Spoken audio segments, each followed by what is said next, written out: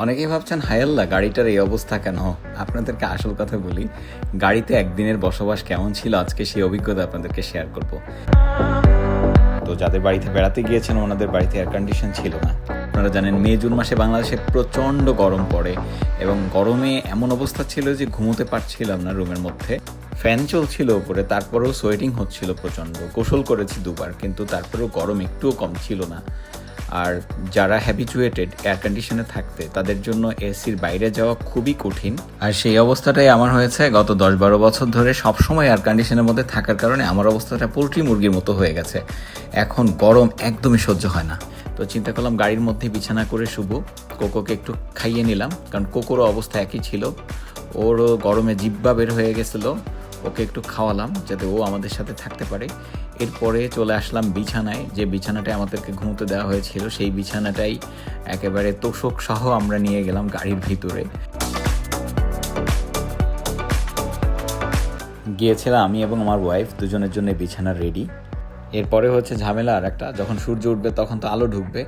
তো সেই আলো দূর করার জন্য চারদিকে গামছা, লুঙ্গি, টাওয়েল, ওড়না যা পেয়েছি সেটা দিয়েছি। তেল যা ছিল তাতে মাইলেজ শো করছিল 247 কিলোমিটার, এবং 12:49 রাত আমরা বিছানা রেডি করে শুয়ে পড়লাম। অলমোস্ট কোকো আমাদের সাথে ছিল। যখন ঘুমোতে গেলাম তখন রাত 1:17 বাজে। সকাল 9:50 ঘুম ভাঙলো এবং গাড়ির মাইলেজ দেখি 193। তারপরে হিসাব করে দেখলাম আমাদের খুব একটা খরচ হয়নি, 1200 টাকার তেল হয়তো পুড়েছে। এই তেলটা পুড়লো, আরামের ঘুম হয়েছে। কোকোরও গভীর ঘুম হচ্ছিল, ও দারুণভাবে ঘুমাচ্ছিল। এটা ছিল সকালের ভিউ, বেশ দারুণ লাগছিল সকালবেলায় ঘুম থেকে উঠে, কারণ একটা গভীর ঘুম হয়েছে। তবে গাড়ির ভিতরে ঘুমোতে গেলে, যেহেতু গাড়িটা এক জায়গায় পার্ক করা থাকে, খুব সাবধানতা অবলম্বন করা উচিত। কার্বন মনোক্সাইড জমে যায় গাড়ির মধ্যে। এক্ষেত্রে এসির এয়ার সার্কুলেশনটা ইনসাইড সার্কুলেশন করে দিতে হবে। তুমি ঘুমালো হয়েছে? আসো আসো কোকো, আসো আসো।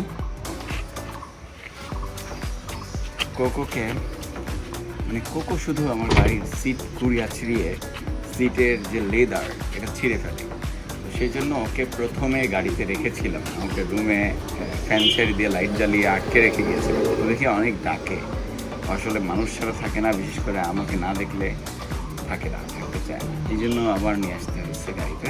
তো ও ভালো একটা ঘুম দিচ্ছে গাড়িতে আসার পরে, আর অসুবিধা হয়নি। সকালে সব গোছগাছ করে আবার বিছানাটা ঠিক করলাম। এই ছিল আমার একদিনের অভিজ্ঞতা, গাড়িতে একদিনের বসবাস। Thanks for watching. ভিডিওটি দেখে আপনাদের কেমন লাগলো কমেন্ট করে জানান।